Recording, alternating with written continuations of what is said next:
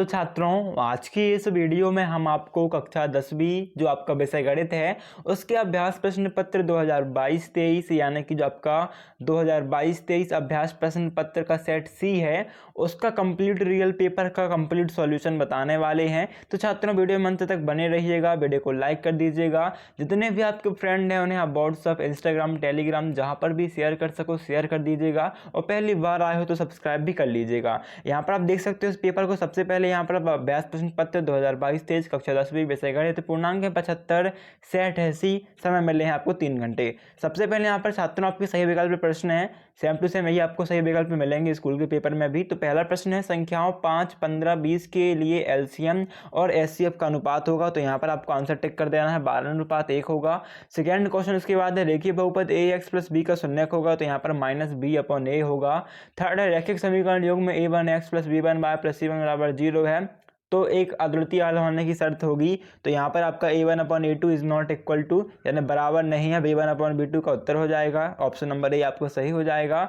Fourth वाले में सर्वांतर ज्ञात करना है, तो आपका फोर्थ में सर्वांतर जो आएगा -4 आ जाएगा। द्विघात समीकरणों में मूलों की अधिकतम संख्या कितनी होती है, तो कितनी होती है 2 हो जाएगी आपका उत्तर। और 6 वाला जो क्वेश्चन है निर्देशांक होंगे, तो आपके निर्देशांक जो होंगे वो होंगे 1,2 यानी कि बी वाला आपका राइट आंसर हो जाएगा। इसके बाद छात्रों आपके रिक्त स्थान भरिए, तो आपका जो करनी 2 है यह एक अपरिमेय संख्या हो जाएगी। द्विघात समीकरण x2 + x - 1 बराबर 0 की प्रकृति तो समान होगी, क्या लिख देना है आपको समान होगी। थर्ड है आपका क्वेश्चन 2 समरूप त्रिभुजों की भुजाओं का अनुपात 9:11 है, तो उनके क्षेत्रफलों का अनुपात तो आपका 81:121 होगा। क्या होगा 81:121, इस प्रकार से आपको लिख देना है। बिंदु 4,0 खालिस्तान अक्ष पर स्थित है, तो x अक्ष पर स्थित है। पांचवा है 3 मीटर ऊंची मीनार के 5 से 3 मीटर दूर स्थित बिंदु पर मीनार की चोटी का उन्नयन कोण खालिस्तान होगा, तो यहाँ पर आपका 45 अंश उन्नयन कोण हो जाएगा। ठीक है, और वृत्त के केंद्र से जीवा पर डाला गया लंब जीवा को खालिस्तान करता है,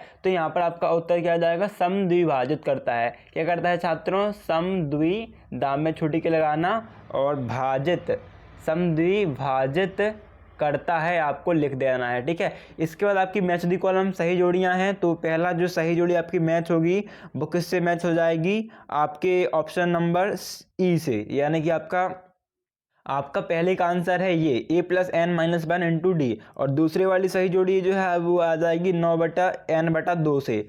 थर्ड वाली सही जोड़ी है इसका आपका 8 से मैच कर देना है। cot 30 जो है इसके भी आपको cot 30 को आपको किससे मैच करना है करनी 3 से, यानी कि करनी 3 आपका 4 हो जाएगा। पांचवा जो है वो आपका sin थीटा है। छठवें की बात करें तो वो आपका d है यानी कि 2। ठीक है, इसके बाद हम देखते हैं एक शब्द एक वाक्य में उत्तर। तो पहले आप इस क्वेश्चन को देख लो, फिर हम आपको इसके इकट्ठे उत्तर बता देते हैं। पहला क्वेश्चन देख लो, second question, third, fourth, fifth and six. अभी हम इसके उत्तर देख लेते हैं। तो यहाँ पर छात्रों आप देख सकते हो लिखित रूप में इसके आंसर है। यहाँ पर आप देख सकते हो आपका जो पहला क्वेश्चन है पाइथागोरस प्रमेय, तो यदि किसी त्रिभुज की एक भुजा का वर्ग अन्य दो भुजाओं के वर्गों के योग के बराबर हो, तो पहली भुजा का सम्मुख कोण समकोण होता है, ये आपका पाइथागोरस प्रमेय हो जाएगा। सेकेंड जो एक वाक्य में उत्तर इसमें आपका उत्तर ये आएगा करनी के अंदर x² + y²। और जो थर्ड है एक वाक्य में उत्तर वहां पर आएगा d = आपका b² - 4ac होता है। फोर्थ में आपका उत्तर आ जाएगा वह स्थिति जबकि वस्तु को देखने के लिए हमें अपने सिर को ऊपर उठाना होता है, उस स्थिति में बना कोण उन्नयन कोण है। पांचवें में आपका उत्तर 1 रहेगा, और छठवें में आपका उत्तर रहेगा πr², इसे आपको सेम टू सेम लिख देना है। ओके छात्रों, अभी हम देखते हैं आपका नेक्स्ट क्वेश्चन क्या है। एक शब्द एक वाक्य में उत्तर के बाद सत्य असत्य बताइए। तो जो आपका पहला क्वेश्चन है, यदि दो त्रिभुजों में संगत कोण बराबर हों तो त्रिभुज समरूप होंगे, ये बिल्कुल ही आपका सत्य हो जाएगा। बेलन का आयतन = πr² होता है यदि r एवं h क्रमशः बेलन के आधार की त्रिज्या एवं बेलन की ऊंचाई हो, ये भी सत्य हो जाएगा। वृत्त की परिधि πr² होती है जहां r वृत्त की त्रिज्या है, आपका ही असत्य रहेगा।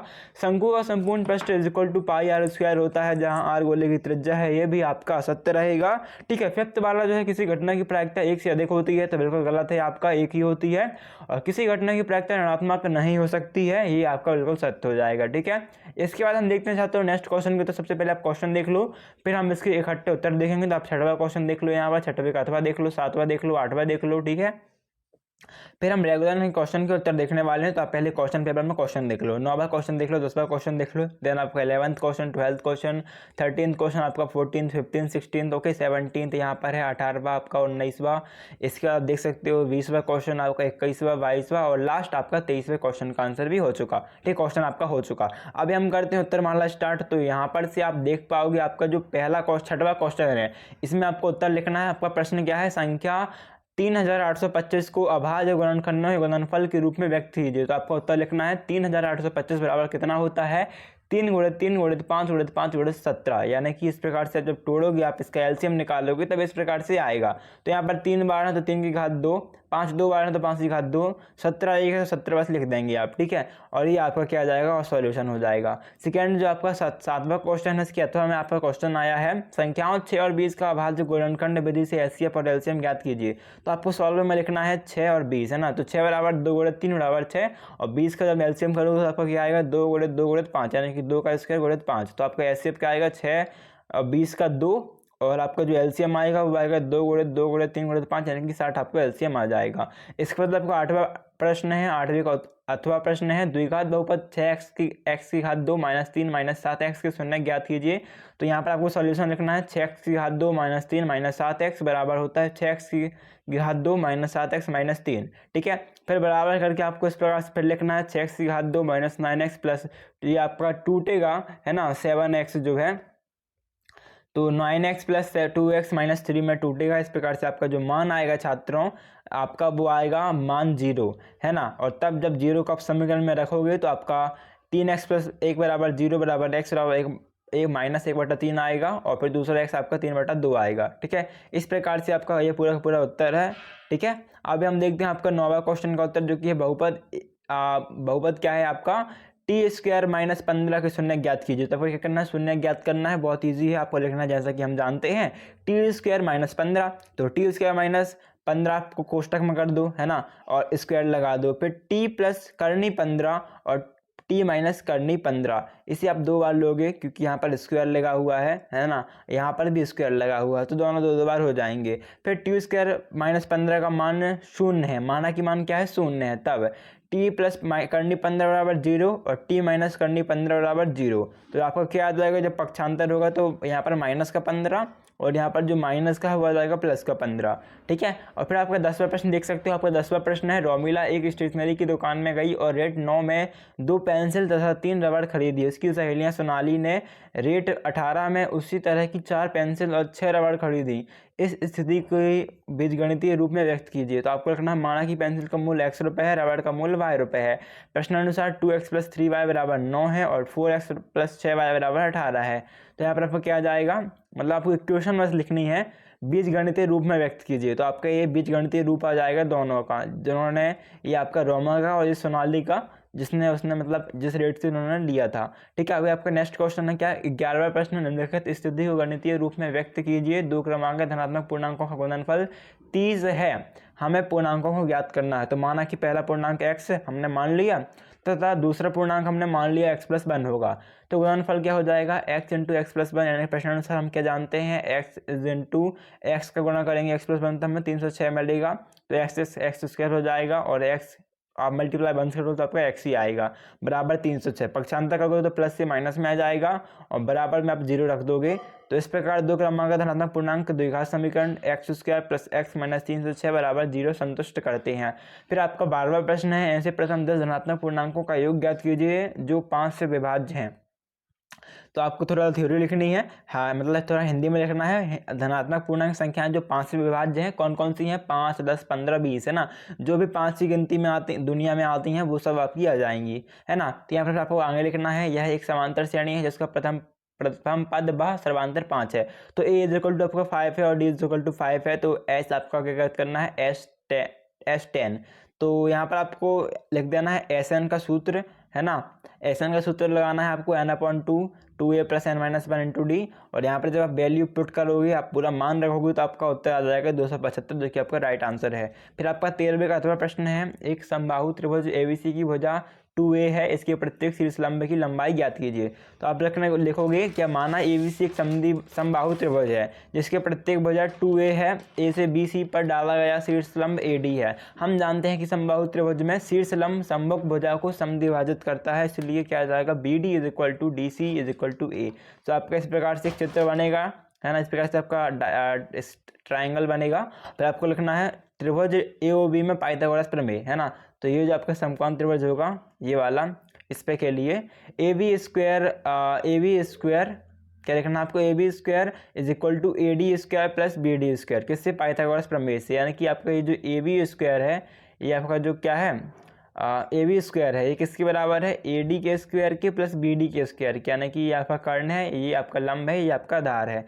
तो आपका लिखोगे 2a square = AD square plus A square, क्योंकि आपका AB क्या है, 2a है ना। आपको वैल्यू कितनी मिली है, AB की कितनी मिली है, AB वजह कितनी है, 2a है। तो आप क्या लिख दोगे, AB का मान 2a का स्क्वायर। फिर जब आपका जो मान सॉल्व करोगे आप 4a स्क्वायर आपका आ जाएगा, 2a स्क्वायर, 2 का 4 हो जाएगा, A का स्क्वायर, और फिर आपका जो मान आएगा यहाँ पर कर्णी 3 आपकी प्रत्येक शीर्षलंब की लंबाई आएगी। ठीक है, अभी 14वां प्रश्न आप देख सकते हो। 14वां प्रश्न आपका क्या है, यदि बिंदु A जिसकी वैल्यू है 6,1, B 8,2, C 9,4 और D P,3 एक समांतर चतुर्भुज की शीर्ष, तो आपका क्वेश्चन क्या है, शीर्ष इसी क्रम में हो तो P का मान आपको ज्ञात करना है। तो आपको सॉल्व में डालना है। हम जानते हैं कि समांतर चतुर्भुज के विकर्ण परस्पर समद्विभाजित करते हैं, अतः विकर्ण AC के मध्य बिंदु के निर्देशांक क्या होंगे, विकर्ण BD के मध्य बिंदु के निर्देशांक के बराबर होंगे, है ना। यहाँ पे क्या लगा है, इक्वल का साइन लगा है, मतलब बराबर होंगे। तो अर्थात आपको पूरी की पूरी वैल्यू आपके सूत्र में, आपकी फॉर्मूला में मान पुट करने हैं। आप मान पुट करोगे तो आपको जो वैल्यू आएगी P = 7 आपका आंसर आएगा। ओके स्टूडेंट्स, आपका नेक्स्ट क्वेश्चन आपका यदि cos 4a = sin A - 20, जहाँ 4a एक न्यून कोण है तो a का मान आपको ज्ञात करना है। सिंपली आप मान रखिए सूत्र में cos 90 - थीटा = आपका sin थीटा होता है 4a 90 - a + 20, यानी कि 4a और ये आपका जो माइनस का इसका पक्षांतर होगा तो आपका क्या हो जाएगा, 4a का प्लस 5a, और ये आपका जो माइनस प्लस का क्या हो जाएगा, माइनस प्लस का प्लस हो जाएगा, तो 90 + 20 आपका 110 हो जाएगा। यानी कि आपका a यहाँ रहेगा और 110 के बटे में आपका 5 आएगा, मतलब कि आपका a = 22 अंश डिग्री आपका उत्तर आ जाएगा। ठीक है, 16वां प्रश्न आपका इसके बाद है, एक थैले में केवल नींबू की महक वाली मीठी गोलियां हैं। क्या, नींबू की महक वाली मीठी गोलियां हैं। मालिनी बिना थैले में झांके उसमें से एक गोली निकालती है, यानी कोई भी एक गोली निकालती है।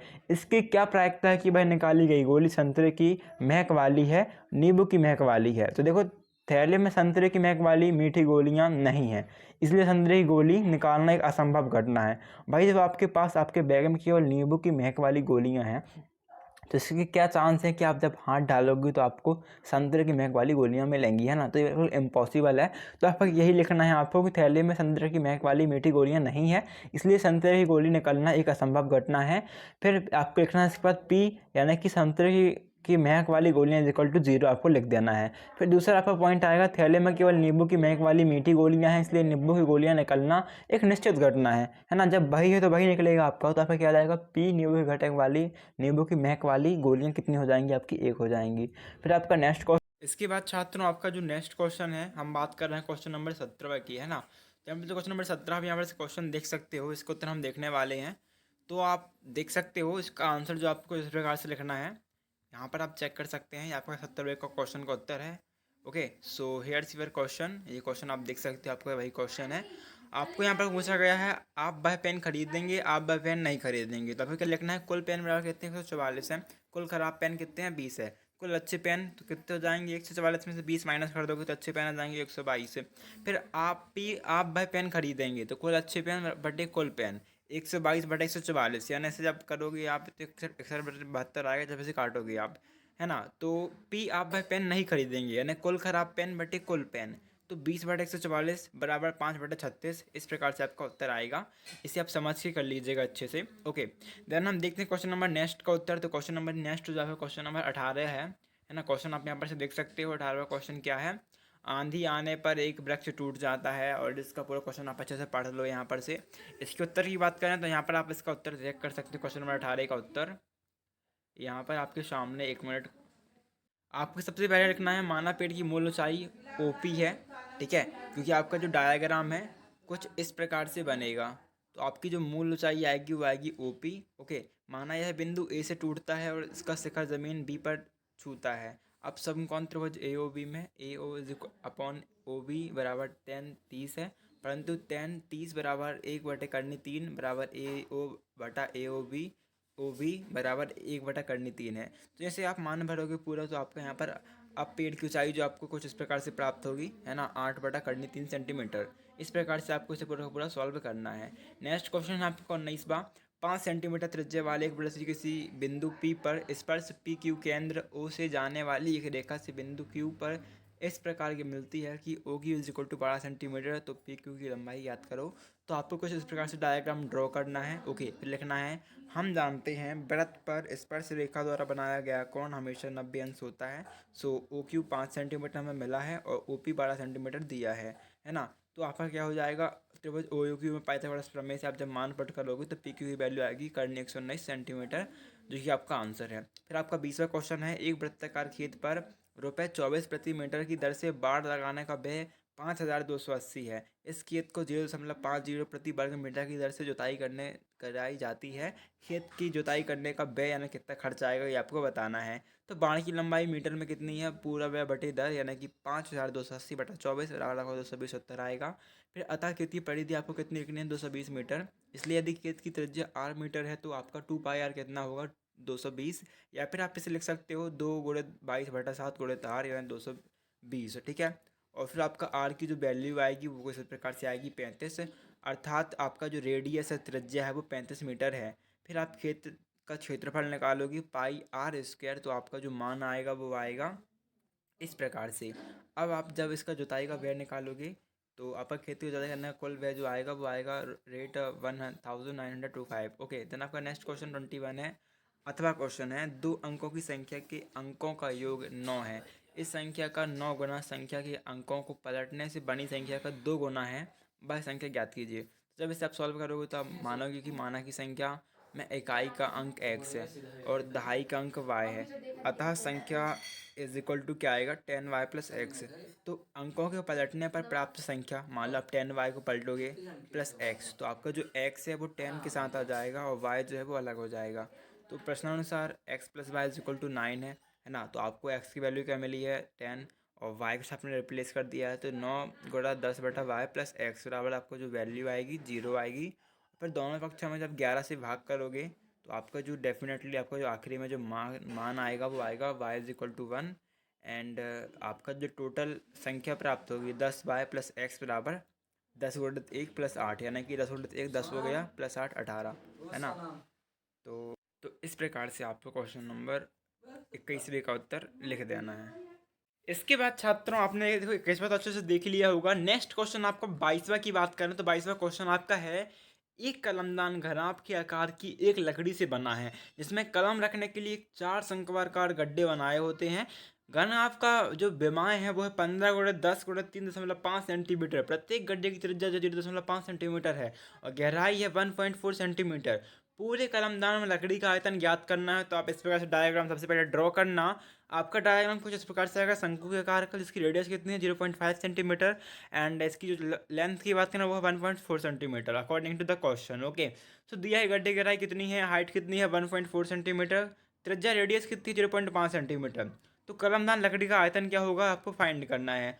तो पूरे दान में कलमदान में लकड़ी का आयतन बराबर क्या हो जाएगा, घनाभ का आयतन -4x गड्ढे का आयतन, यानी कि 1VH माइनस आपको 4×1/3 πr²h। मान रखोगे सूत्र में आपको 523.53 सेंटीमीटर क्यूब आपका आंसर आ जाएगा। ये आपका राइट आंसर है। फिर आपका जो 23वां और लास्ट क्वेश्चन है यहाँ पर आपका 8वां क्वेश्चन है, निम्नलिखित आंकड़े 225 बिजली उपकरण के प्रेक्षित जीवनकाल घंटों की सूचना देते हैं। आंकड़ों का बहुलक जीवनकाल ज्ञात करना है। तो आपको थ्योरी लिखनी है सबसे पहले। यहाँ अधिकतम वर्ग की बारंबारता 61 है, इस बारंबारता की संगत वर्ग 60-80 है, इसलिए बहुलक वर्ग कितना आ जाएगा आपका छात्रों, 60 से 80 वर्ग की निम्न सीमा पर एल आएगा 60 वर्ग की माप, एच आएगा 20। बहुलक वर्ग से ठीक पहले वर्ग की बारंबारता और बहुलक वर्ग के ठीक बाद आने की वर्ग की बारंबारता, इतना आपको लिखना है। फिर आपको यहाँ तक सॉल्व करना है, इसके बाद आपको इतना और सॉल्व करना है, आपका आंसर हो जाएगा कंप्लीट। ओके, तो छात्रों हमने देख लिया सारे सारे क्वेश्चन के उत्तर।